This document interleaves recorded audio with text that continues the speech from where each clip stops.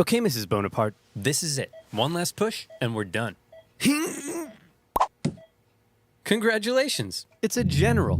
Oh, and here comes the rest of the army now. Did you just say the rest of the army?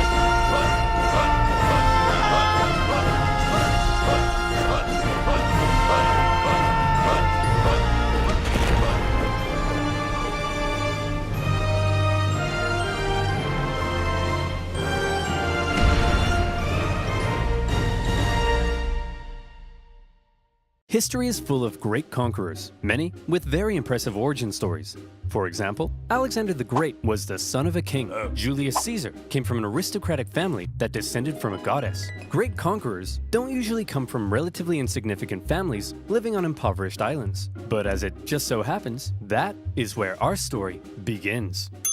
In the early 18th century, the island of Corsica was a part of the Republic of Genoa, until one day Corsica said, "Hey, we're declaring independence, and it's probably not worth your time to try and stop us." So Genoa said, "You're right, it isn't worth their time. Hey France, you want to buy this island?" And France said, "Sure thing." And thus, Corsica became France, just in time for Napoleon to be born French. Many Corsicans didn't appreciate their new conquerors, however, and from an early age, Napoleon developed some fairly anti-French sentiments. Napoleon's dad, however, quickly embraced his new French overlords, which created some tension between dad and son. Ooh, look at me. I'm dad. I wear powdered wigs and silver-buckled shoes, and I'm a traitor to the Corsican people. Go to your room, Napoleon. No, you go to your room, Dad. Okay. On the other hand, Napoleon adored his mother, who was definitely the disciplinarian of the family. And even though she would punish Napoleon severely, he kind of respected that. But Napoleon's parents wanted the best for their family. And since they were of very minor nobility, they were able to have Napoleon sent off to the shining lights and rat-infested sewage puddles of the big city. Napoleon went to military school in France. Okay, Napoleon, why don't you introduce yourself to your new classmates? Well, I'm Napoleon, and I hate all of you. Your farts smell like cheese, you can't pronounce the letter R, all you do is go on strike, and you call eggs oofs like a bunch of big dumb idiot dingleberries. Okay. Thanks, Napoleon. I hope you like being bullied. And bullied he was. They picked on him for his Corsican accent, his family's lack of wealth, and it probably didn't help that he also had a bit of a chip on his shoulder. But he could hold his own, and on an average day, might be found dishing out ratatouille sandwiches for breakfast. He spent much of his time alone, and he loved reading about the great conquerors of history. He learned about Julius Caesar, and he wondered if one day he too might have a pizza franchise named after him. He excelled at math and geography, and when he graduated at the age of 16, he was made second lieutenant in an artillery regiment. Now, second lieutenant might sound pretty sweet to a screw-up like you, but Napoleon had a little something called ambition. Stonks of it. And he wasn't content being just some junior officer. He wanted to rise the ranks. Unfortunately for him, that would be a little difficult. Well, Napoleon, I've reviewed your application. It's clear you're very skilled and would be a perfect fit for the promotion. And Simeon, you're just about the biggest idiot I've ever seen. Your test results suggest you have the mental aptitude of a senile earthworm, and in the part of the form where you list your experience, you seem to have drawn a picture of a gerbil giving birth to a shoe. But your dad is the Marquis de la Fufayette, so you get the job. French society was just too closed off. Positions were handed out based on nobility, not talent, and the young Napoleon probably felt stuck. Wouldn't it be nice if, say, a revolution came along and changed all of that? Well, what are the chances? The French Revolution is here. Bastille toppling, head chopping, king popping. The revolution promised to do away with the old social hierarchy and make everyone a little more equal. Napoleon may not have cared much for the violent mobs, but if it meant he could rise the ranks, he was in. He began fighting to defend the revolution. He put down a British-sponsored counter-revolution in Toulon and got promoted. He put down a royalist uprising in Paris and got promoted. And as his military prowess became more recognized, he was even given his very own army. It was astonishing progress for such a young man of humble origins, and Napoleon's wildest dreams were coming true. But Napoleon also believed he could increase his social status if he married an older rich lady. And so around this time, Napoleon went on the prowl. However, if some sources are to be believed, he was a verified creep. He reportedly had terrible luck with women, and most wanted nothing to do with him. Fortunately, he eventually met Josephine, an aging single mother who was deeply in debt and needed stability, so she agreed to marry him despite finding him intensely disgusting. Napoleon, you dirty dog, you've done it. Unbeknownst to Napoleon, however, Josephine had a bit of a promiscuous reputation. Hey Napoleon, I hear you're marrying Josephine. Boy, she sure is a great kisser. That's right. Hey, wait, what do you mean she's a great kisser? Hey Hugo, you hear Napoleon's marrying Josephine? Wow, she sure is a great kisser. Now hang on just a minute. Hey everyone, Napoleon's marrying Josephine. Oh yeah, she sure is a great kisser. She's real good at kissing. Wow, I'm pretty sure I kissed her just yesterday. Oh, for goodness sake, is there anyone here who hasn't kissed my wife? Yeah, you. As Napoleon fell madly in love with his new wife, she fell madly in love with a man named Hippolyte. It wouldn't be long, however, before Napoleon would leave home and go to war, because while France was having its revolution, tensions in Europe were rising. Hey Austria, you'll never guess what we just did. What's that, France? I got 2 words for you. Revolution. We totally just socked it to our monarchy. What? Dude, the rest of us are monarchies. You've just totally threatened the balance of power in Europe. Now we have to worry about our stinky peasants rising up against us. I mean, holy hell, your queen is... Okay, France, this is pretty awkward. And the rest of Europe is probably itching to give you a wedgie. But you're not ready for a war yet. So you gotta be cool, man. It's absolutely crucial that you say something to defuse the situation right now. Preposterous! I declare war. Sacre bleu! So France ended up at war with basically the rest of Europe, and the War of the First Coalition began. At first, France struggled, but then they started to do surprisingly well, and in many conquered territories, they began to establish sister republics, exporting their revolutionary ideas across Europe. In 1796, they planned a 3-pronged attack to take Vienna and knock Austria out of the war, with 2 magnificent armies in the north to kick ass, and Napoleon in the south as a bit of a diversion. For the first time, Napoleon would lead a military campaign. This was his chance to prove himself, to be somebody. And what a general he proved to be. The army he was given were demoralized, lacking equipment, and underpaid. But Napoleon galvanized them with inspirational speeches, and he took them into Italy. He was outnumbered, and his campaign was partially meant to be a sideshow, but he made it the main show. While the 2 northern armies were being held back, Napoleon made staggering progress. In a signature Napoleon move, he masterfully split his enemies into 2 and took them on separately, knocking Sardinia out of the war and putting the Austrians on the run. At the famous Battle of Lodi, he was in the fray, aiming the cannons himself, getting covered in mud, and earning the total respect of his men. They respected him so much that when he ordered an almost suicidal assault on the only bridge in town, his men threw themselves at it and took it despite fierce Austrian resistance. For Napoleon, it was all he needed to confirm that he was the greatest human who had ever existed. Wow, Napoleon, you're pretty great at this military stuff. Just be careful your head doesn't get too big. What did you just say to me, you little prick? And as Napoleon swept through northern Italy, the Italians cheered his arrival. Yes, I'm here to liberate you from your cruel Austrian oppressors. And replace them with French ones. Napoleon plundered as he went, sending riches back to France to help its economy, but also paying his men the first real money they'd seen in years. The Pope had been supporting the Austrians, so Napoleon briefly went to go give him a slap. And as he began to approach Vienna, the exhausted Austrians were forced to make peace, with Napoleon overseeing negotiations himself. He had just single-handedly knocked Austria out of the war.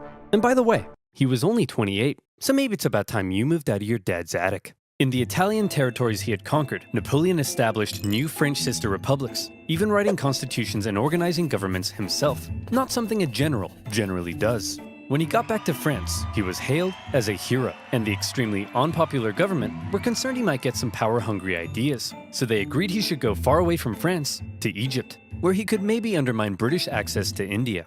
Napoleon was eager to win more glory, so he brought with him a team of scholars, and he was like, whoa, it's a freaky man-cat. Whoa, it's a big stick. Whoa, it's an ugly horse. Whoa, it's a stumpy little manlet. Hey, I'm actually average height for the time. But then British Admiral Nelson came down and wrecked his fleet, and an Anglo-Ottoman force defeated him at Acre, so Napoleon abandoned his men and went back to France. His campaign in Egypt hadn't gone quite as planned, but one thing you should know about Napoleon was that he was a skilled propagandist. He published his own newspapers that sometimes exaggerated his achievements, and even commissioned paintings that generally made him look cool. So when he returned to Paris, he was yet again hailed as a hero, and he began to get some power-hungry ideas. First, however, he had a bit of a problem to deal with. See, he had learned something shocking about his dear wife. Really, Josephine? This guy?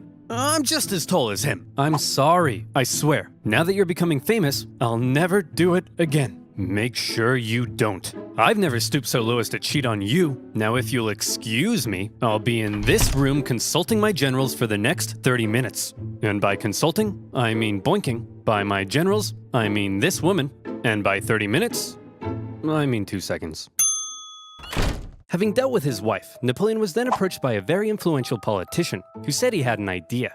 He wanted to stage a coup against the deeply unpopular government and needed the extremely popular Napoleon's help. And Napoleon thought that was just the darn tootinest idea. The plan was to trap the government and convince them to voluntarily give up their power. And here's how they did it. Hey guys, oh my gosh, quick! There's a dangerous Jacobin plot to overthrow you, which we definitely aren't just making up. Better get inside this cage so we can protect you. Okay. Gentlemen, we got him. In this case, the cage was an isolated palace outside of Paris, with no one around but Napoleon and his army. With the government inside, Napoleon then entered, and a pretty chaotic event ensued, during which the government didn't seem entirely sure what was going on, Napoleon's men didn't seem entirely sure what was going on, and Napoleon himself didn't seem entirely sure what was going on. But thankfully, Napoleon's brother Lucien, president of the lower house, managed to regain control, and the remaining councilmen were intimidated into creating a new constitution. And thus, a new government was formed, this time with 3 consuls in charge. But after Napoleon did some rewriting, in the end, there was really only one man in charge, the first consul, him. And over the next few years, he worked to consolidate even more power, and essentially became a dictator in total control of France. And by the way, he was only 30, so maybe it's about time you washed your disgusting bedsheets. France was now ruled by possibly the greatest military leader of the time. Possibly the greatest? Or definitely? Well, now was his chance to prove it. See, back when Napoleon was still in Egypt, being Indiana Jones. Back home, France was in France, being France. They had conquered even more territory, and they were like, hey Piedmont, you get revolutionary ideals. Hey Switzerland, you get revolutionary ideals. And Rome, you get revolutionary ideals. Everybody gets revolutionary Oh, hey guys, nice sledgehammers. And Naples, very cool nail gun. You guys here to get some revolutionary ideals? As France was still spreading the revolution, and with Napoleon busy in Egypt, the European powers felt the time was right for round 2, and the War of the Second Coalition began. And this time, their big bad boy buddy Russia was here to bang some French boys back to Bordeaux. And bang them, they did. France got blasted. But then Russia pulled out after stalling in Switzerland, and now that Napoleon was in charge of the country, he was ready to start blasting right back.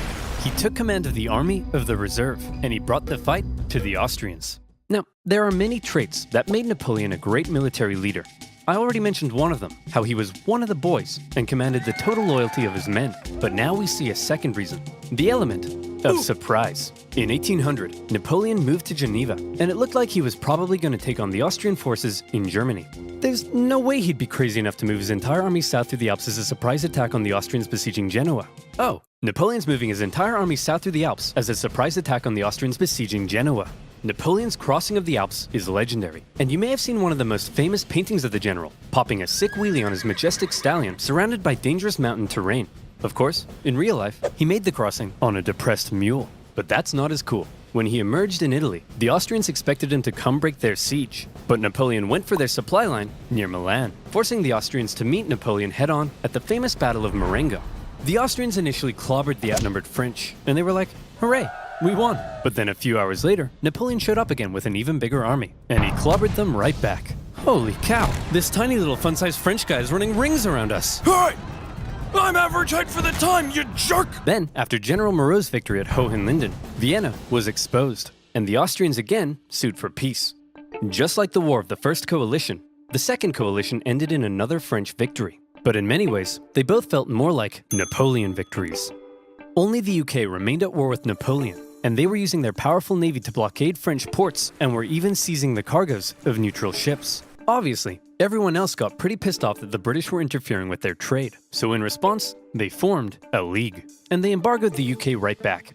Neutral countries protecting their own interests? That's offensive. So Britain went to Copenhagen and blew a bunch of stuff up, and the league disbanded. But because the UK's economy was pretty bust, they decided to sign a treaty with France in 1802. For the first time in a long time, Europe was at peace. Congratulations, sire, you've achieved peace. Yes, Pierre, but not for long. I still don't trust those dirty Brits.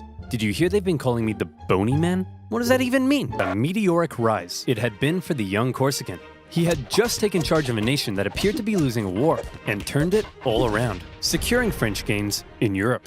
But there was now a big question. You see, throughout the chaotic French Revolution, French governments had struggled to keep the economy afloat. They often didn't have a whole lot of support, and they frequently came and went. Would Napoleon finally be the man who could stick around? Military victories were one thing, but could the general also govern? Spoiler alert.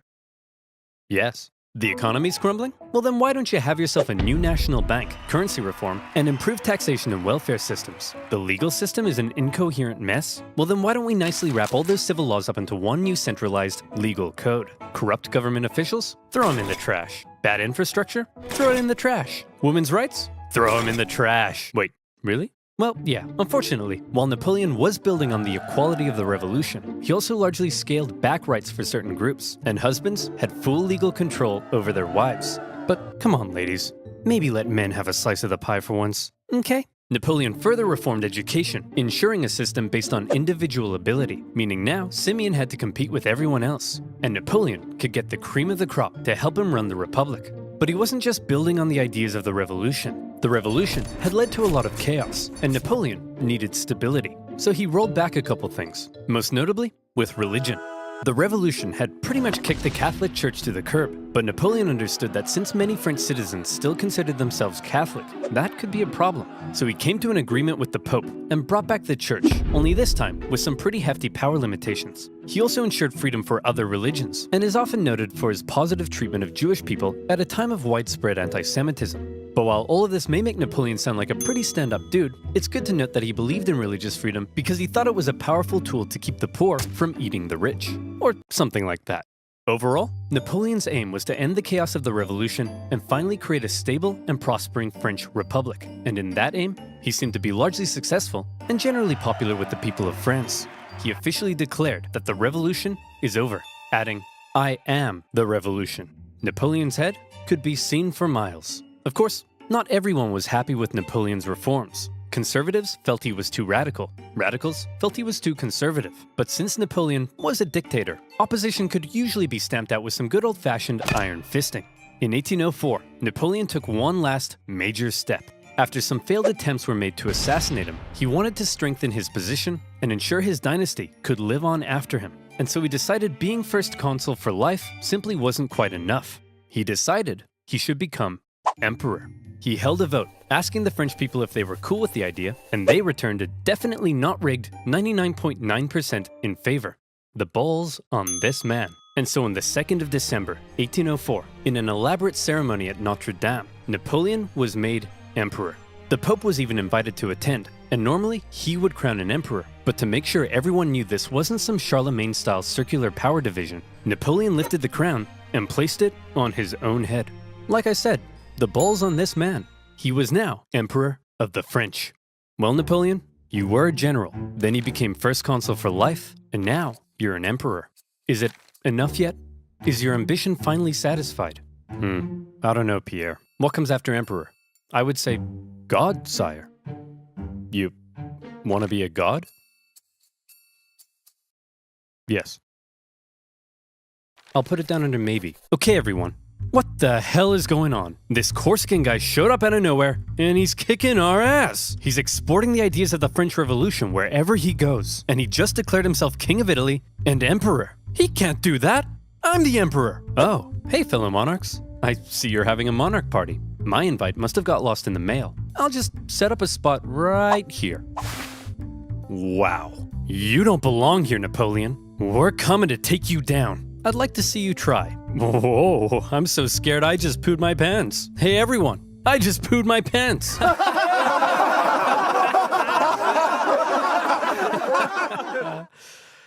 No, but I did just poo my pants. Before Napoleon had even declared himself emperor, the British had already redeclared war on France because both sides had been violating their previous treaty. Napoleon immediately occupied Hanover and then began making plans for a great British invasion, partially paid for by selling a huge chunk of land to the United States. Napoleon gathered his army along the English Channel, but here was the problem. While Napoleon's powerful army would almost certainly obliterate the British on land, there was very little chance he'd actually make it across the Channel, because Britannia ruled the waves. This power dynamic would keep the two traditional enemies from engaging in much real direct combat throughout the Napoleonic Wars. However, the British had something else up their sleeve: copious amounts of money. They were willing to throw cash at anyone who would go to war against Napoleon, and there were plenty of takers: Austria, Russia, Naples, and Sweden, hoping to put Napoleon's France back in its place, formed the Third Coalition against France. The coalition forces probably thought that this time they stood a chance. They weren't prepared for the total humiliation they were about to suffer. The War of the Third Coalition was Napoleon at his best. We've already learned two ways in which Napoleon was a great military commander, but here comes one of the biggest reasons: speed. He had reorganized his army into corps, which were themselves basically small armies. Each had their own infantry, cavalry, and artillery, and as a result, was able to act more independently. They spread out through the countryside, and by living off the land rather than relying on heavy supply trains, they were able to move extremely quickly. Napoleon would traverse massive distances, outmaneuver his enemies, isolate them, and then move in for the kill before they even knew what was going on. Lightning warfare leading to total destruction. Would you like to see him do it? Here we go. Part of the coalition's plan was for the Russians to meet up with the Austrians and take on Napoleon together. Combined, they could turn the tide against him, so Napoleon needed to stop them from ever meeting. But he's all the way over in Boulogne. No problem. In a matter of weeks, Napoleon marched 200,000 men in secret, encircling Austrian General Mack and capturing his entire army. A devastating blow. Napoleon later remarked, "I have destroyed the Austrian army by simply marching." Next, he turned to face the approaching Russians. "Okay, it looks like the French are coming for us, but check this out. I've got an amazing idea. When they approach, we run away." Sir, you're a genius. The Russians began to retreat with Napoleon giving chase, and since his tactics relied on quick victories, this could be a problem, especially because the longer the war went on, the more likely it looked other countries may join the coalition against him. But Napoleon knew the Russian Tsar, Alexander I, was young and seeking glory, so he came up with an idea to lure him in. He sent him a message. What does it say? It says, "Hello, I'm just a little baby boy, and I'm very scared." Are you talking like that, or is he? He is, sir. Why is he doing that? I don't know, but it's very cute, helpless, and vulnerable. A little baby boy, eh? Very scared, eh? Cute, eh? Boris, get my crossbow. We're going hunting. The Allied forces turned to face Napoleon, who they now believed was in a vulnerable position. He was set up at Austerlitz, and to make it look like he was retreating, he had even evacuated the high ground. A thick fog set in, obscuring Napoleon's center as the Allies took the bait and set up on the heights. From there, they spotted Napoleon's very weak-looking right flank, and they descended the heights to go get it. Little did they know, it was exactly what Napoleon was hoping they'd do. The next thing they knew, a large French force was emerging from the fog, launching a huge central assault up the hill. They swung around, crushing the Allies, and as men attempted to flee across the frozen lakes, Napoleon ordered his artillery to fire on the ice, causing an unknown number to drown. But he told me he was just a little baby boy. What happened? He tricked you, sir. You mean I was the little baby boy all along? It was Napoleon's masterpiece, and Austria were once again forced to make peace with France. Then, with the French conquest of Naples in 1806, the War of the Third Coalition ended as yet another Napoleon victory. This was the third time Napoleon had had to give Austrian Emperor Francis a good spanking. And so, with the peace treaty in 1805, Napoleon was determined to punish him. He was forced to give up territory, hand over significant compensation, and promised never to fight Napoleon again. For now, Russia, Sweden, and the UK remained at war with France, but none were able to offer much of a threat. And so, Napoleon got to work strengthening his grip over Europe. He gave out rule of captured territories to his family and friends, and most notably, he established a new confederation in Germany, with himself as its protector. Seeing his influence in Germany being wiped away, Emperor Francis acknowledged reality and officially dissolved the Holy Roman Empire, an entity that had existed for over 1,000 years. But it wasn't all good news for Napoleon. For one thing, Spain had earlier allied with France in 1804 because the British just couldn't help themselves from blowing up Spanish ships, and Napoleon hoped a combined French-Spanish fleet would eventually be able to invade England. Unfortunately, he received word that British Admiral Nelson had engaged his fleet at Trafalgar. Normally, naval battles looked like this, but in this case, Nelson did this. Was it because he was an idiot? No. It's because he was a genius. He successfully punched through the Franco-Spanish line and unleashed hell. His victory ensured British control of the sea, and his death during the battle made him a legend. Napoleon's hopes for a future British invasion were gone. But not just that. Napoleon was also hoping to secure peace on the continent, but that wasn't looking likely because the Prussian king was under pressure from his wife. Frederick, he's established a confederation in our turf, and he told us he'd give us Hanover, but then offered it to the British. You have to declare war on him. What is it with you and war? What is it with you and being a cupcake? Go to war! Okay. In October 1806, Prussia, with its famed military tradition, joined the coalition and declared war, beginning the War of the Fourth Coalition. Unfortunately, Prussian King Frederick William III wasn't the smartest tool in the shed. Look at him over there, being all French. Makes me sick. Boys, we'll get him this time. But here's the thing. This time, we have to stick together. Do not under any circumstances face Napoleon by yourself. You all saw what happened to Austria. Hey, where'd Fred go? Hey, you jerk. Think you're some kind of big shot? Huh? Want to tangle with Fred? You don't got the cojones. We're screwed. Without consulting its allies, Prussia had gone ahead and sent Napoleon an ultimatum, demanding he move all his forces out of Germany. Now, some of you watching this video probably can't even wipe your own bum yet, but even you know, you don't just send Napoleon an ultimatum. Obviously, Napoleon went in for the kill. Prussia's army was quite outdated, so when they met Napoleon at the twin battles of Jena and Auerstedt, it wasn't even close. Even Marshal Davout's heavily outnumbered corps at Auerstedt sent the Prussians running, and Napoleon carried out a ruthless pursuit of his fleeing enemy, taking Berlin and within a single month decimating the Prussian forces. Frederick William and the remnants of his army moved to the east.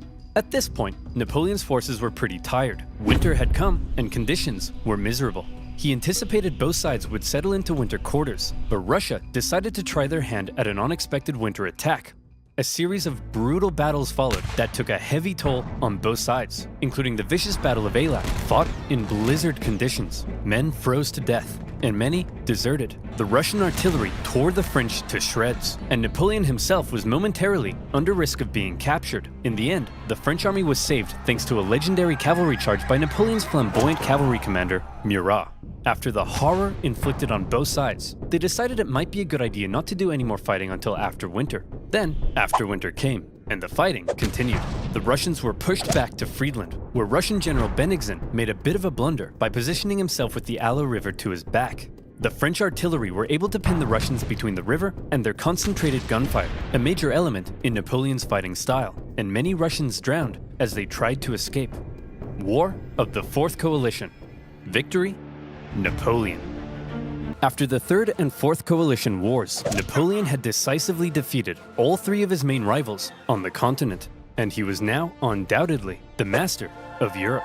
After the Battle of Friedland, his enemies sued for peace, and they all met on a raft on a river for negotiations. They had been fighting for the past 4 years, but now Napoleon and Alexander surprisingly got along like a house on fire. They laughed together, they chatted long into the night.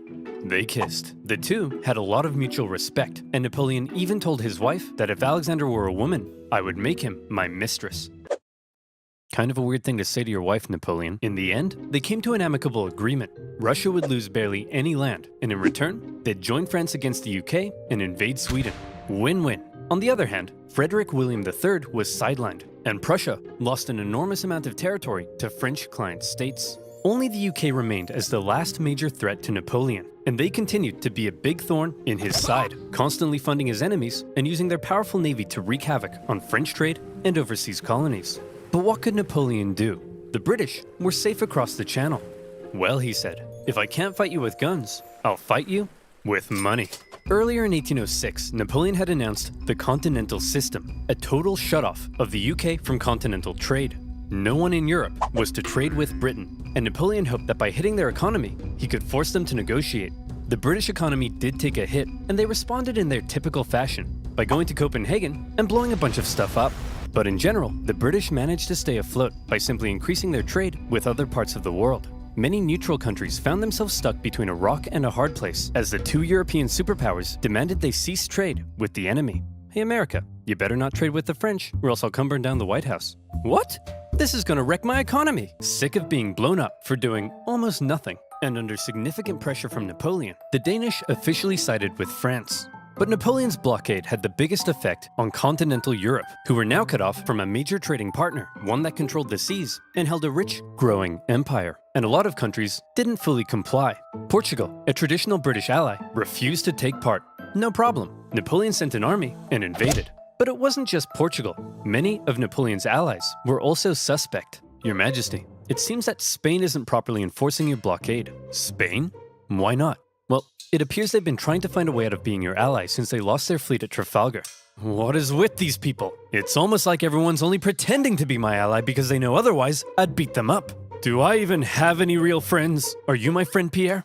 Say yes or I'll slap you. Napoleon had come to mistrust his ally to the south, and in particular, Napoleon thought the Spanish royal family were an incompetent mess. All right, Carlos, you've got to get it together. How can I trust you when all you do is go hunting? Meanwhile, you let this ambitious nobody who dislikes me run the country, and you seem to be the only person in the universe who doesn't realize he's boinking your wife. And what's worse, who the heck are you? I'm the king's son. I just overthrew my dad. So, actually, now I'm the king.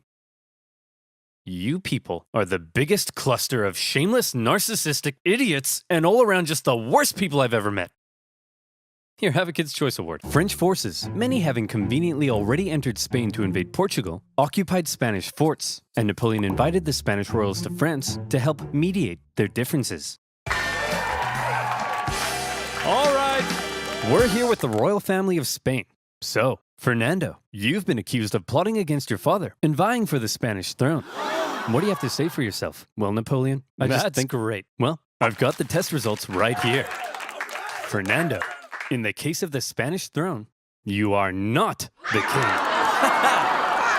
And Carlos, you are also not the king. I'm the king! Actually, Napoleon made his brother the king, but for all intents and purposes, Spain was now his puppet. He expected the Spanish people to be over the moon at the removal of their unpopular royal family. Imagine his surprise when it turned out that people don't really like to be subjugated by a foreign power, least of all one who had previously attacked the Catholic Church. And so the people of Spain revolted.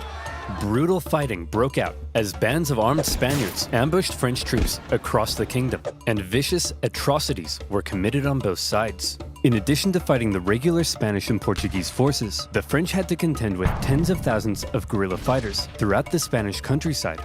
The British even took the opportunity to land an army led by the future Duke of Wellington. And now, British forces were defeating French ones on land. Napoleon briefly went to Spain in person, and he did drive back the Allied armies, but before long, his attention was needed elsewhere. The whole thing became a nightmare for the emperor. He excelled at traditional warfare, but this was something more akin to Napoleon's Vietnam. The whole conflict would keep hundreds of thousands of French soldiers and resources bogged down for years. Napoleon was never able to break the will of the Spanish people, and this problem weakened his position in Europe. Hey, Francis. Want to go to war with Napoleon again? Oh, I don't know, Britain. He's already whomped me 3 times. I'll give you £1 bazillion. Well, okay. Seeing that Napoleon was now caught up in Spain, and with some British funding, Austria decided maybe, just maybe, this time, they'd have a chance. So did they? No. Napoleon defeated them in just 4 months. It was quick, but it wasn't exactly easy. The Austrians had been watching Napoleon and learning, and they had made some reforms, while Napoleon, after years of war, was increasingly having to rely on inexperienced conscripts. So this time, the Austrians gave him a run for his money. The Fifth Coalition saw some of the bloodiest battles to date, including Napoleon's first major defeat, and when he did finally defeat the Austrians at the Battle of Wagram, it was a very costly victory. Still, Napoleon had yet again kicked Francis's butt, and as part of the peace terms, Austria lost a bunch more land. Not long after, however, Napoleon and Francis came to another agreement. It was decided that Napoleon would marry Francis's young daughter. But wait, doesn't Napoleon already have a wife? Well, yes, he did. Josephine and Napoleon had become quite fond of one another, but now that Napoleon was playing the monarch game, he needed a male heir, and his aging wife wasn't giving him one, so it was out with the old and in with the new. At least he didn't behead anyone. For Austria, they felt that if Napoleon was going to keep on winning, they may as well be on his side. So through the marriage, Napoleon got an alliance with Austria and a beautiful baby potato. Between the failing blockade against Britain, the ongoing war in Spain, and now his recent struggles in Austria, cracks in Napoleon's invincibility were beginning to show. But still, look at this map. so blue, so beautiful. Even Sweden, after being pulverized by Russia, overthrew their king, and after an interesting chain of events, ended up putting one of Napoleon's own marshals in charge. Marshal Bernadotte took the name Karl Johan and became Crown Prince of Sweden, after agreeing to join Napoleon's continental system. For now, Sweden was Team France. Napoleon was on top of the world. He had won an endless string of victories. All he had to do now was sit back and not make any major miscalculations that could completely turn the tide of war. So let's see what comes next. France's alliance with Russia was a terrifying prospect. Together, the two could have been unstoppable, but unfortunately, the alliance didn't last. The Russians felt they weren't getting a fair deal. Napoleon's Duchy of Warsaw right on their doorstep was a bit of an insult, and then their economy began to tank because of Napoleon's British blockade. And eventually, they began to open up trade. Your Majesty, it seems Alexander is no longer abiding by the continental system and has begun trading with the British. Alexander? But he kissed me. He kissed you? You wouldn't get it, Pierre. No one would ever kiss you. The security of Napoleon's empire depended on removing the British threat, and he wasn't happy with Russia's backdoor shenanigans. And so in 1812, Napoleon decided to go to war. He gathered together the most massive army Europe had ever seen, made up of troops from every corner of his empire, and he prepared to invade. Okay, it looks like Napoleon's coming for us. Generals, I need ideas. We could stand and fight. No, that's stupid. You're stupid. We could run away. You're a star. You'll remember Napoleon's tactics relied on astonishing speed to outmaneuver his enemy and force a quick, decisive battle. Well, I've got two words for you. Scorched earth. If his opponent retreated while scorching the earth, his men couldn't live off the land. And if his men couldn't live off the land, he needed his supply trains. And if he needed his supply trains, he couldn't move quickly. And if he couldn't move quickly, he couldn't outmaneuver his enemy. And if he couldn't outmaneuver his enemy, I think you get the point.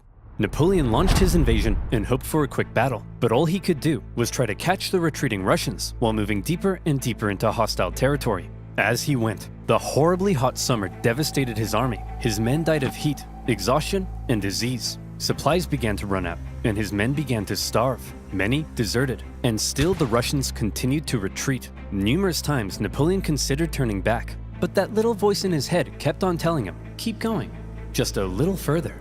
And don't worry, you're definitely average height for the time. He nearly caught the Russians at Smolensk, but it was his birthday, so he had a party instead. When he finally reached Moscow, he predicted the Russians wouldn't be willing to give up such a historic and holy city without a fight. And he was right. The Russians finally turned to face him for the single deadliest day of the Napoleonic Wars, the Battle of Borodino. The Russians fought valiantly, and as he got older, Napoleon's battle tactics seemed to become a little less refined and a little more run straight at the enemy, try not to die. He launched a full frontal assault at the Russian defenses, and as a result, the death toll was colossal. The Russians eventually decided to retreat, leaving Moscow to fall into Napoleon's hands. Quick, the French are taking the city. Release all these prisoners immediately and tell them to burn it to the ground. Well, Jimmy the Arsonist, you are not going to believe your luck. Moscow went up in flames, and as Napoleon entered, it became very clear his army wouldn't be able to stay there very long. But he had just defeated the Russian army and taken their most beloved city. In his mind, he had won. So he sent Tsar Alexander in St. Petersburg a letter. Your Imperial Majesty, Napoleon requests your surrender. How shall I respond? You shan't, Dmitri. Ever? Ever. But, Your Majesty, it will be winter soon. The French forces are stuck 500 miles into Russian territory with dwindling supplies. If we don't say anything, well, then they'll all die. Oh! After waiting for a response for about a month, the first snow of winter began to fall, and Napoleon sensed the catastrophe that was about to unfold. He decided their only choice now was to get out. And that's when it happened. It got cold. Stupid cold. His glorious invasion had just become a race for survival. As the Russians realized the French were fleeing for their lives, they began to close in on their supply line. Men froze to death, their horses as well. There was starvation and disease.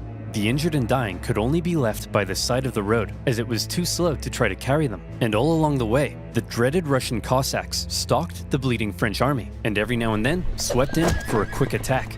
Napoleon, fearing capture, kept a vial of poison around his neck. At one point, the Russian armies nearly trapped him against the Berezina River, but a little Napoleon cleverness gave him the old Geoffrey juke, tricking them into thinking he was going south and then escaping across rapidly built pontoon bridges to the north. When the Russians realized where he was and began to close in, the French burned the bridges before everyone could cross. Hundreds drowned, and thousands were captured.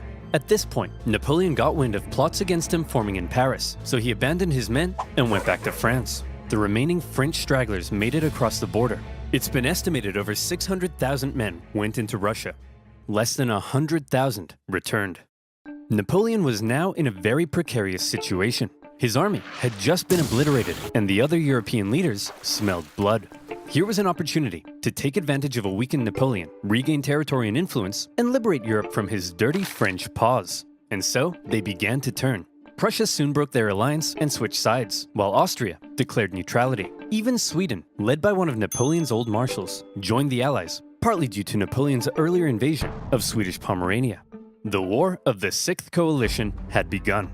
The coalition forces had been reforming their armies, and they were now much better. And the UK had also significantly amped up its financial aid to its continental allies. Their armies quickly advanced through Poland and into Germany. In Paris, Napoleon was understandably freaking out. He needed to put together a new army fast, and he called up over 100,000 new conscripts, mostly teenagers. He also put his factories into overdrive, and he was like, "You, make more rifles. You, build new cannons. You, make more horses." "I don't make horses." Then who makes horses? "Horses make horses." Explain how! "Well, when a daddy horse and a mommy horse love each other very much." Yes, go on! "Well, then the daddy horse..."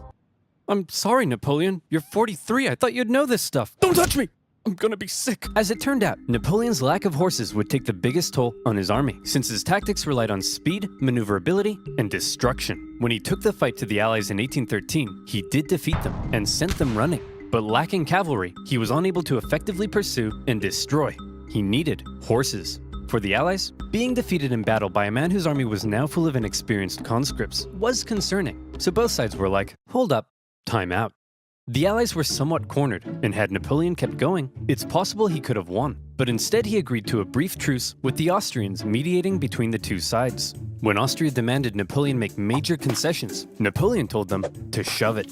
Having had their terms rejected, Austria felt now they were justified in saying, well, we tried, and they joined the coalition. Okay everyone, look at us. The boys are back together. But Napoleon is still dangerous, so we need a plan. Any ideas? Ooh, I know. No, forget it. That's stupid. Oh, no. I've got it! When he approaches, we run away. Genius.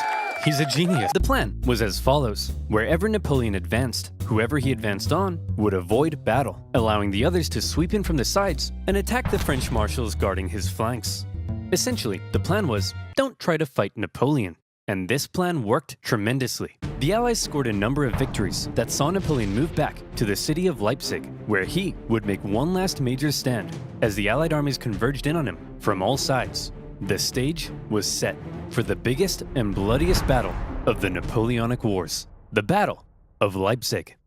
Almost 500,000 troops from over a dozen nations stretched across the battlefield. The French found themselves fighting on all sides for 4 days against the Austrians, Prussians, Swedes, and Russians. It's no wonder this battle is also sometimes referred to as the Battle of the Nations. The French fought ferociously, but ultimately were no match for the coordinated efforts of the coalition. At one point, in the midst of battle, Saxon troops allied with the French had a team huddle and were like, hey guys, I'm pretty sure the French are losing. Let's switch sides. And so they did. When it became clear that Napoleon couldn't win, he ordered a retreat across the only bridge over the river. The Allies swarmed into the city, and desperate fighting raged in the streets. Okay, Corporal, after everyone has crossed the river, I need you to blow up the bridge. Okay? Not before everyone's crossed, after. You got that? Yes, Colonel, I'm not 5. I can comprehend time. Good. Wait, did he say before or after? Well, fortune favors the bold. The bridge was blown early, and 30,000 French troops were stranded and captured. A disaster. And with that, the dominoes were beginning to come crashing down on Napoleon. In the south, an army under the British Duke of Wellington had been pushing the French out of Spain for the past few years, and were now crossing into France. Austrian armies had pushed into Italy, while Napoleon's old flamboyant cavalry commander, Murat, who Napoleon had made king of Naples, decided to switch sides. German states, many resentful after years under Napoleon's thumb, turned against him, and the Confederation of the Rhine collapsed. Bernadotte invaded Denmark, and they were forced to join the coalition, while the Netherlands were liberated. You'd think Napoleon might have seen the writing on the wall, but he was Napoleon, and so instead, he prepared to keep fighting. As attitudes in Paris were already beginning to turn against him, he called up more conscripts to defend the exhausted nation. As for the Allies, they weren't sure exactly what they were aiming for here. A few peace offers were floated that may have let Napoleon keep his position, but the British kept throwing around even more money, and eventually, they all agreed that the ultimate aim was the deposition of Napoleon entirely. And so, Napoleon embarked on one of his most famous campaigns to defend the homeland. He was completely outnumbered, but the Allied armies had split up and spread out. His army was so small that he could move at lightning speed, and he used this to his advantage. In the famous 6 Days campaign against Prussian General Blücher, he attacked from all directions and defeated Blücher's forces 4 times, only suffering a tenth of the casualties he inflicted. Even with his back completely to the wall, Napoleon was still Napoleon. Then he turned south to take on Schwarzenberg's army of Bohemia and enjoyed even more victories. However, Napoleon's problem was that he couldn't be everywhere at once, and wherever he wasn't, the Allies continued to push towards Paris. He made one last-ditch attempt at moving in behind the enemy lines and cutting off their communications, but Paris was in disarray, and the people were sick of war. One ambitious and slightly treacherous politician sent the Allied armies a letter basically saying, "Hey guys, come on in." And so, they did. The city's defenders surrendered, and as the Allied leaders entered Paris, the people cheered them as bringers of peace. Paris had fallen. Quick, marshals, gather your men. We're gonna launch an assault on Paris. Where are my marshals? They all left and told me to give you this note. Napoleon's marshals had realized what he hadn't. It was over, and they insisted all that was left now, for the good of France, was for him to abdicate. And without the support of his army, Napoleon had no choice. He hoped his son could take his place, but it was decided instead to restore the old Bourbon monarchy. Old King Louis XVI's brother would become the King of France. It was almost like the French Revolution had never even happened. But what will we do with Napoleon? We can't have a hyperactive 44-year-old menace running around reigniting revolutionary ideals and plotting his return. Well, why don't we send him, I don't know, there. The location chosen for Napoleon's exile was the small island of Elba, just off the coast of Italy. Napoleon was to rule over the island, and even got to keep the title Emperor of Elba. The Allies must have been in stitches when they came up with that. When he learned what his fate was to be, he drank the poison he had been keeping around his neck. But it had gone out of date, so instead of a quick and painless death, he got a painful stummy-wummy instead. Before he left France, he addressed his oldest and closest guard one last time, making an emotional speech that ended with him kissing their flag. And off he went to exile. The deal that was given to him was actually quite generous. His family were given titles, he was to receive a state pension from France, and he was able to receive many distinguished visitors, all eager to come and meet the famed emperor. And he ruled over Elba well, improving infrastructure and introducing many legal and social reforms aimed at improving life on the island. Hey Napoleon, just coming in to check on how it's all going. Holy smokes! But it wasn't all good. For one thing, he learned of the death of his first wife Josephine and was deeply saddened. He was forbidden from seeing his son and current wife, and in Austria, Emperor Francis had ordered a local count to seduce her, so she would forget about Napoleon. Then, the new King Louis XVIII refused to give Napoleon his agreed pension. He was under constant threat of assassination, and there were even rumors that the Allies were thinking of relocating him somewhere even more remote. But the biggest problem was that Napoleon was once the master of Europe. He had lived a thrilling life of adventure, fame, and glory. Now, he found himself on a tiny island in the Mediterranean, and he was bored. Wouldn't it be nice if he could somehow return to France and reclaim his throne? Hey Napoleon, want to go back to France and reclaim your throne? I would, Pierre. But how? Well, I was thinking we could just take this boat. Will that work? Surprisingly, yes. Pierre, remember when I told you no one would ever kiss you? Yes, sire. Well, pucker up, boyo. Yay. When Napoleon left Elba, it wasn't really the daring escape you might think. He basically had kind of a leaving ceremony, hopped on a ship, and sailed back to France. He brought with him an army of about 1,000 men, and he began his journey to Paris. However, In Paris, there was now a new king, and at first, the people largely accepted him because the last few years of war under Napoleon had brought immense death and economic suffering. That's right, the king is back, baby. Divine right to rule. Don't worry, everyone. I know the economy is kaput, but I and my courtiers will withdraw into this palace, and we will definitely work as hard as we can to fix everything.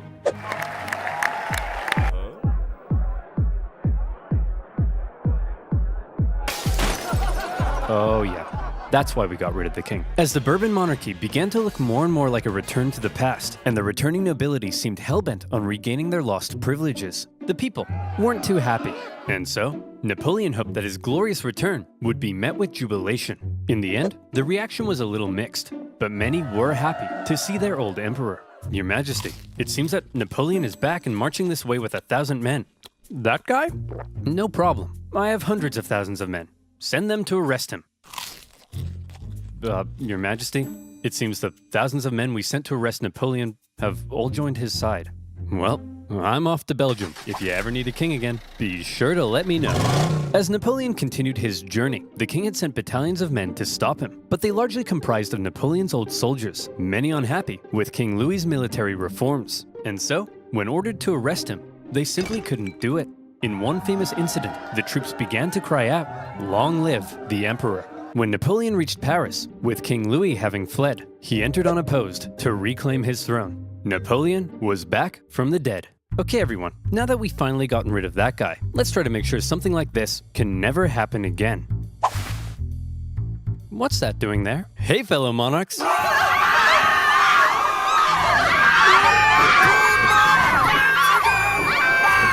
This time, Napoleon promised he would be a mucho good boy and not start any wars. But the Allied leaders were having none of it. They declared Napoleon an outlaw and the illegitimate ruler of France. Then, they declared war, not on France, but on Napoleon himself. And when you have multiple empires declaring war on you as an individual, that's how you know you're a very naughty boy. The Allied powers began making plans to combine their forces and once again invade France. The most immediate threat to Napoleon were the British and Prussians hanging out in nearby Belgium. If Napoleon could knock them out quickly, maybe he could force the Allies to negotiate, and maybe he could hold on to his power.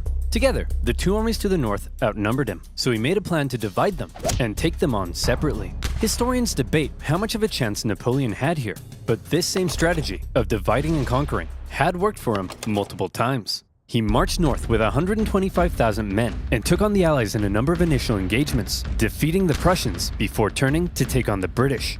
But to Napoleon's dismay, miscommunication and hesitation among his marshals allowed both enemy armies to retreat, and crucially, rather than fleeing east, the Prussians moved north, where they could remain in contact with the British.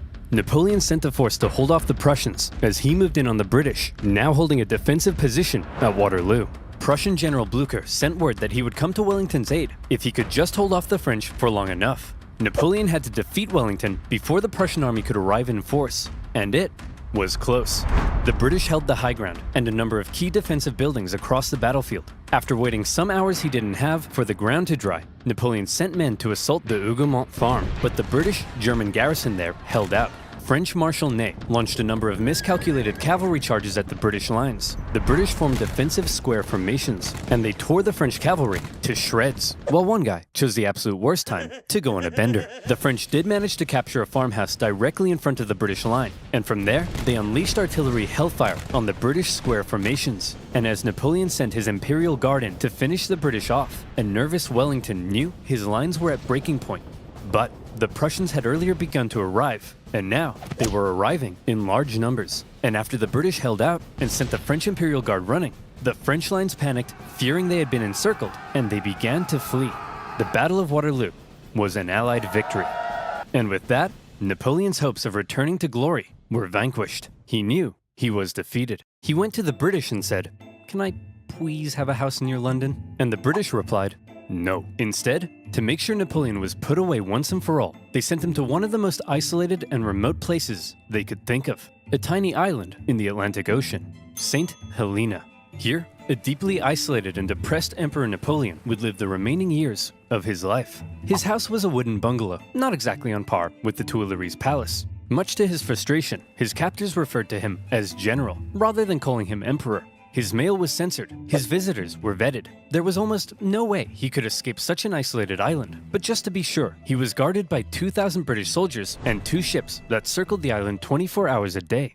He had once been the most powerful man alive, and images of the victorious Napoleon depict a strong leader, hand firmly in jacket. Depictions of Napoleon on St. Helena show a disheveled old man, hand firmly in pants. He had lost everything. And by the way, he was only 46, so maybe it's about time you know what? You're doing all right, kid. Napoleon fought one last battle while on the island. The battle for his reputation.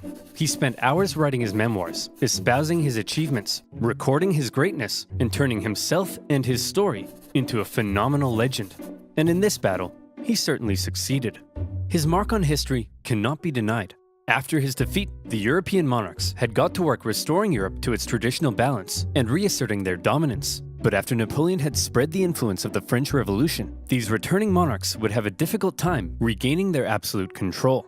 France returned to the rule of the Bourbons, but it would go on to stage another revolution, and then another one. Reaction to Napoleon's rule in places like Germany and Italy propelled forward the ideas and feelings of modern unity and nationalism, and his Napoleonic Code still remains the basis of law in various modern countries. The modern world owes a lot to Napoleon's legacy. He remains statistically possibly the greatest military general in history, and his revolutionary military tactics changed the face of warfare. He was the last truly great leader to both lead his armies in battle while retaining total political control over a vast empire. There's still hope for Joe Biden, but the man remains somewhat of an enigma, and we still aren't sure exactly what to make of him in some regards. Was he the champion of the French Revolution, spreading equality wherever he went, or did he betray it by making himself an absolute monarch and restricting certain liberties? Was he an ambitious and aggressive conqueror, hell-bent on bringing Europe to its knees? Or was he simply defending himself against an aggressive Europe, hell-bent on reducing his power? Some things will continue to be debated. Napoleon died at the age of 51, officially of stomach cancer, but some believe he may have been poisoned. The British buried him in a tin coffin inside a mahogany coffin, inside a lead coffin, inside another mahogany coffin. I guess this time, they wanted to make sure he stayed where they put him. In 1840, his remains were moved to Paris, where they now rest under the dome of Les Invalides. The man from humble origins, with huge ambition, ruthless determination, immaculate skill on the battlefield, and a hefty dose of luck, who was determined to make his mark on history, did just that. There is no immortality, he said, but the memory that is left in the minds of men. And in that sense, Napoleon knew he would live on forever. Oh, and to reiterate, he was definitely average height for the time.